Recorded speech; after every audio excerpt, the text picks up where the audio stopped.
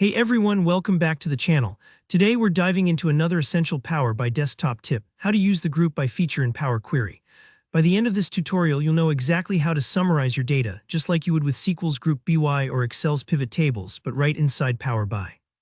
This is a simple technique, but it's incredibly powerful for transforming overwhelming, detailed data into clear, actionable insights. Let's jump right in and demystify this tool together.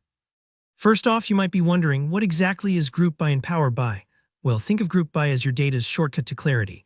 If you've ever used Group By in SQL or grouped data in an Excel pivot table, you're already on familiar ground. In Power Query, Group By lets you quickly summarize data, calculating sums, averages, counts, minimums, maximums, and more, all based on the columns that matter to you. So why is this so useful? Imagine you've got a giant table with sales records for every single order. Looking for daily sales totals or seeing which categories are your best performers just by scrolling would be overwhelming, right?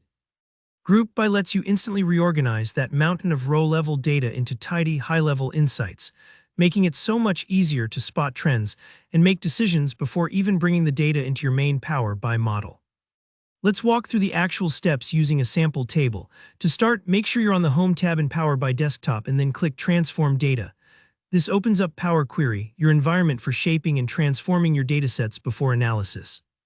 Take a breath. If you haven't worked with Power Query before, don't worry, this interface is built for exploration. In Power Query, find and select the table you're working with. For our example, let's use a table called Sample GB.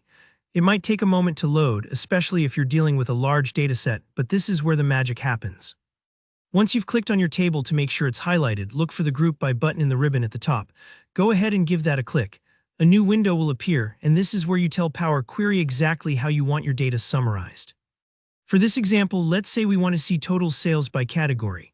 In the Group By dialog, under Group By, select the Category column. This tells Power Query to collect all rows with the same category together. Now move to the next section, which specifies what you want to calculate. Choose Sum as the operation and set Sales Amount as the column to sum up. What you're telling Power Query here is, for each category, give me the total sales amount. Once you have your settings in place, simply click OK. Don't worry if it spins for a few seconds, it's just crunching the numbers behind the scenes, and that's it. Your detailed sales records are now neatly summarized, with each row representing a category and its total sales, no manual formulas or copying and pasting needed. Just take a moment to look at your new table and make sure the numbers look right. If you made a mistake, like picking the wrong column, it's easy to go back and tweak your Group By settings until you get the result you want. Group By is one of those tools that once you know how to use, you'll reach for again and again.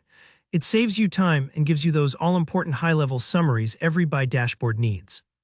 So that's a wrap on how to use Group By in Power BI's Power Query. If you found this tip helpful, please hit that like button, and don't hesitate to drop a comment if you have any questions or want to share how you're using Group By in your own projects. Make sure to subscribe for more quick and practical Power BI tutorials. There's plenty more coming your way. Thanks for watching, and I'll see you in the next video.